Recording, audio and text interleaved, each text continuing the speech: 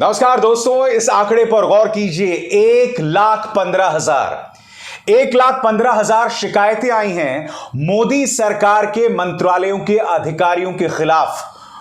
और ये शिकायतें किसी आम चीज को लेकर नहीं है, भ्रष्टाचार को लेकर है। और ये मैं नहीं कह रहा हूं, मोदी सरकार की जो एजेंसी है सेंट्रल विजिलेंस कमीशन, केंद्रीय सतर्कता आयोग, उस एजेंसी ने कहा है कि मोदी सरकार के अलग अलग मंत्रालयों के खिलाफ 1,15,000 शिकायतें आई हैं। मगर सबसे शॉकिंग बात जिस पर आपको गौर करना पड़ेगा, मोदी सरकार के सबसे काबिल मंत्री कौन हैं? माननीय अमित शाह।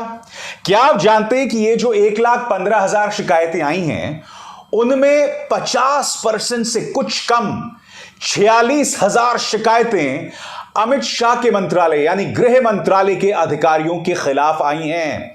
फिर दोहरा देता हूं, यह मेरी कल्पना का आंकड़ा नहीं है, यह आंकड़ा है केंद्रीय सतर्कता आयोग का।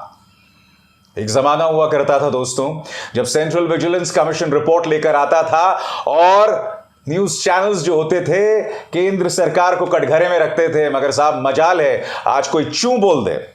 चलिए सबसे पहले मैं आपको आंकड़ों के दर्शन कराता हूं। आपके स्क्रीन पर सेक्टर गृह मंत्रालय, शिकायतें जो कुल आई थी 46,443, निपटारा कितने का हुआ? 23,919। कितनी पेंडिंग है? 22,724। अच्छा, अब जो मैं आंकड़े में आपको बता रहा हूं ना, पेंडिंग पर गौर कीजिएगा। पेंडिंग यानी कितनी शिकायतों का निपटारा नहीं हुआ है। रेलवे कुल शिकायत 10,580, कितनों का निपटारा हुआ? 9,663। कितनी पेंडिंग है, कितनी बकाया है? 917। बैंक में शिकायतें हुई 8,129, निपटारा कितने का हुआ? 7,762। कितने पेंडिंग है? 367। दिल्ली सरकार के अधिकारियों के खिलाफ शिकायतें हुई 7,370 भ्रष्टाचार की शिकायतें, निपटारा कितनों का हुआ? 6,804। पेंडिंग कितनी है? 566। मैंने कुछ देर पहले आपसे क्या कहा? पेंडिंग वाले आंकड़ों पर गौर कीजिएगा।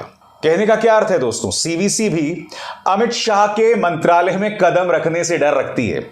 आपने देखा बाकी सभी मंत्रालय, चाहे वो रेलवे मंत्रालय हो, बैंक सेक्टर हो, दिल्ली सरकार के अधिकारी हो, 90% से ज्यादा शिकायतों का निपटारा हो गया है। मगर आप देख सकते हैं गृह मंत्रालय में सिर्फ 50% शिकायतों का निपटारा हुआ है। शिकायतें कितनी थी? 46,643। निपटारा कितनों का हुआ? 23,919। पेंडिंग कितनी है? 22,724। अब मैं आपको बतलाना चाहता हूं दोस्तों, इस वक्त अमित शाह कहां हैं। कल ही दोस्तों वो मध्य प्रदेश में थे। देखिए, केंद्रीय गृह एवं सहकारिता मंत्री श्री अमित शाह ने आज ग्वालियर मध्य प्रदेश में वृहद प्रदेश कार्य समिति बैठक को संबोधित किया और सदस्यता अभियान का शुभारंभ कर मिस्ड कॉल नंबर जारी किया। मैं आपसे एक सवाल पूछना चाहता हूं दोस्तों, देश के गृह मंत्री का काम क्या होना चाहिए एक ऐसे वक्त जब सीवीसी, उनका अपना मंत्रालय पर इतने कड़े सवाल कर रहा है? इस वक्त अमित शाह जो हैं वो एक तरह से मध्य प्रदेश के मुख्यमंत्री बने हुए हैं। हैरत में मत पड़िएगा, मध्य प्रदेश के अंदर इस वक्त Amit Shah de facto CM हैं, क्योंकि शिवराज सिंह चौहान पर बिल्कुल भी विश्वास नहीं है। मध्य प्रदेश में बीजेपी के अंदर जबरदस्त जूतम पैजार चल रही है। अमित शाह देख रहे हैं कि 2023 में हार का सामना करना पड़ सकता है, इसीलिए अब वो मध्य प्रदेश में ही डेरा डाले हुए हैं। एक तरह से उनकी पल पल की निगाह है वहां पर क्या हो रहा है, मगर उनके अपने मंत्रालय में क्या हो रहा है साहब, मजाल है उस पर वो कुछ करें। प्रधानमंत्री नरेंद्र मोदी बड़ी बड़ी बातें करवा लीजिए साहब। ये देखिए इनका बयान, आज ही का बयान है। सिस्टम से लीकेज रुकने का एक परिणाम यह भी हुआ कि सरकार गरीब कल्याण पर पहले से कहीं ज्यादा खर्च कर पा रही है। इतने बड़े पैमाने पर हुए इन्वेस्टमेंट ने भी देश के कोने कोने में रोजगार का निर्माण किया है। अरे मोदी जी, रोजगार हुआ क्या है यही तो बता दीजिए हमको, क्योंकि इस देश का गरीब, इस देश का युवा, उसे तो कहीं पर भी रोजगार नहीं दिखाई दे रहा। और ये जो पुराना राग है ना, इसे अलापना बंद कीजिए। कौन सा पुराना राग? किसी जमाने में राजीव गांधी ने यह कह दिया था कि 1 रुपए जो जाता है उसमें सिर्फ 15 पैसे लोगों तक पहुंचते हैं। उसी को लेकर कांग्रेस पर लगातार हमला बोलते रहना। अरे भाई, जब एक जमाना हुआ करता था, सीवीसी की रिपोर्ट आती थी, तब न्यूज चैनल्स जो हैं केंद्र सरकार को कटघरे में रखते थे।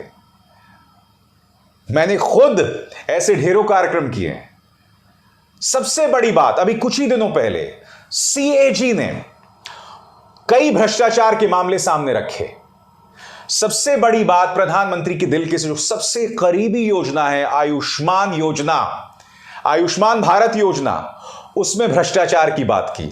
उसमें यह तक कह दिया कि करीब 3,500 लोगों का इलाज हुआ, उस पर खर्चा आया, मगर वो 3,500 जो लोग हैं वो जिंदा ही नहीं हैं। 7 करोड़ का खर्चा आया दोस्तों। बात वहां नहीं रुकती। एक ही नाम पर ढेरों हजारों लोग रजिस्टर्ड हैं। यह सब हो रहा है आयुष्मान भारत योजना के नाम पर। अयोध्या रीडेवलपमेंट प्रोजेक्ट, सीएजी ने, गिरीश चंद्र मुर्मू के नेतृत्व वाले सीएजी ने इसमें भी भ्रष्टाचार की बात की है, अनियमितता की बात की है कॉन्ट्रैक्ट्स को लेकर। प्रधानमंत्री आप भूल गए कर्नाटक में क्या तमगा लगा था बीजेपी पर? 40% सरकारा। और यही तमगा मध्य प्रदेश पर लग रहा है 50% सरकारा को लेकर। मैं आपसे सवाल पूछना चाहता हूं, ये मुद्दे हैं। ये बहुत आसान है रैलियों में यह कहना कि मैं भ्रष्टाचार के खिलाफ गारंटी हूं, या ना खाऊंगा ना खाने दूंगा। माफ कीजिए, एक एक करके, चाहे सीएजी की रिपोर्ट्स हों, चाहे सीवीसी की रिपोर्ट्स हैं, ये लगातार मोदी सरकार को आईना दिखा रहे हैं। जमाना किस तरह से बदलता है दोस्तों। जैसे मैंने कहा ना, 2014 से पहले मेरे जैसे पत्रकार न्यूज चैनल्स पर बैठ के उस वक्त की कांग्रेस सरकार को सीएजी की रिपोर्ट्स पर सवाल किया करते थे। विनोद राय उस वक्त सीएजी प्रमुख थे 2008 से 2013 के बीच। सीएजी की रिपोर्ट सदन में रखी नहीं जाती थी दोस्तों, उससे पहले ही मसौदा वो पत्रकारों को लीक कर देते थे, और वो लगातार कर रहे थे। उस वक्त की सरकार ने भी कोई ऐतराज नहीं जतलाया, क्योंकि उस वक्त देश एक किस्म का मजबूत लोकतंत्र था। आज सीएजी की रिपोर्ट्स तब सामने आती हैं दोस्तों जब वो सदन के पटल पर या तो रखी जाती हैं या फिर विपक्ष उसे पत्रकारों को लीक करता है। गिरीश चंद्र मुर्मू से मजाले कोई पत्रकार मिल ले दोस्तों। उल्टा मैंने आपके सामने एक शो किया था कि कई लोग ये कह रहे हैं कि गिरीश चंद्र मुर्मू जो हैं उन्होंने बगावत कर दी है मोदी सरकार के खिलाफ। जो पत्रकार आपसे कह रहे हैं उन पर विश्वास मत कीजिए, उन्हें आधा अधूरा सच मालूम है। गिरीश चंद्र मुर्मू प्रधानमंत्री के बहुत करीबी हैं 2002 से। कई विवादों में घिरे रहे हैं वो। सवाल यह होना चाहिए कि गिरीश चंद्र मुर्मू ने कितनी सीएजी रिपोर्ट्स को सामने आने से रोका, और ये जो 3 रिपोर्ट्स आई हैं उसे रोकने में उनका क्या किरदार रहा होगा। मगर ये रिपोर्ट्स आ गई, सीवीसी की रिपोर्ट आ गई। कहीं पर आप कुछ सुन रहे हैं मेरे इस मंच के अलावा? और मैं बात डिजिटल प्लेटफॉर्म्स की नहीं कर रहा हूं दोस्तों, मैं बात कर रहा हूं मुख्यधारा के न्यूज चैनल्स में। मैं दावे के साथ कह सकता हूं आज शाम को वो लोग इसी तरह से कुछ कचरा वाहियात डिबेट करेंगे। जिन मुद्दों पर बात करनी चाहिए उस पर आपका ध्यान जो है वो नहीं खींचा जाने वाला। मैं फिर आपसे सवाल पूछ रहा हूं, क्या इस पर डिबेट होना चाहिए या नहीं होना चाहिए? दोस्तों, आपके जहन में एक सवाल होगा कि दरअसल केंद्रीय सतर्कता आयोग इन मामलों की जांच कैसे करता है। तो मैं आपके सामने कुछ तथ्य रख रहा हूं जो आपकी स्क्रीन पर हैं। सीवीसी जो होता है ना, दरअसल वो एक अफसर नियुक्त करता है। भ्रष्टाचार की शिकायत आने पर केंद्रीय सतर्कता आयोग एक मुख्य सतर्कता अधिकारी नियुक्त करता है। इसके पास मामले की जांच करने के लिए 3 महीने का समय होता है। इन 3 महीनों में अधिकारी संस्था या व्यक्ति की जांच करता है और मामले का निपटारा करता है।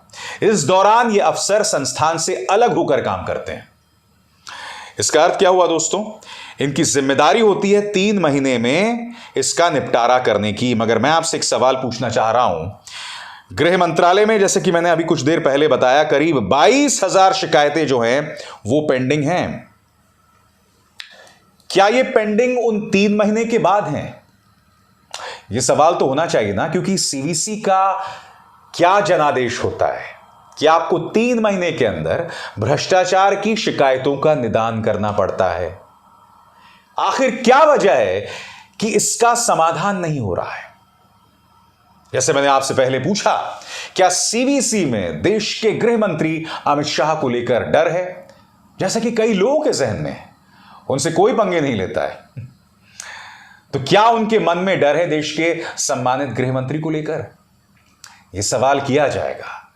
मगर अफसोस की बात है कि जो गोदी मीडिया करोड़ों घरों तक पहुंचता है, वो ये सवाल आपके सामने नहीं रख रहा। कितने शर्म की बात है ना। अभिसार शर्मा को दीजिए इजाजत। नमस्कार। स्वतंत्र और आजाद पत्रकारिता का समर्थन कीजिए, सच में मेरा साथी बनिए। बहुत आसान है दोस्तों, इस ज्वाइन बटन को दबाइए और आपके सामने आएंगे ये 3 विकल्प, इनमें से एक चुनिए और सच के इस सफर में मेरा साथी बनिए।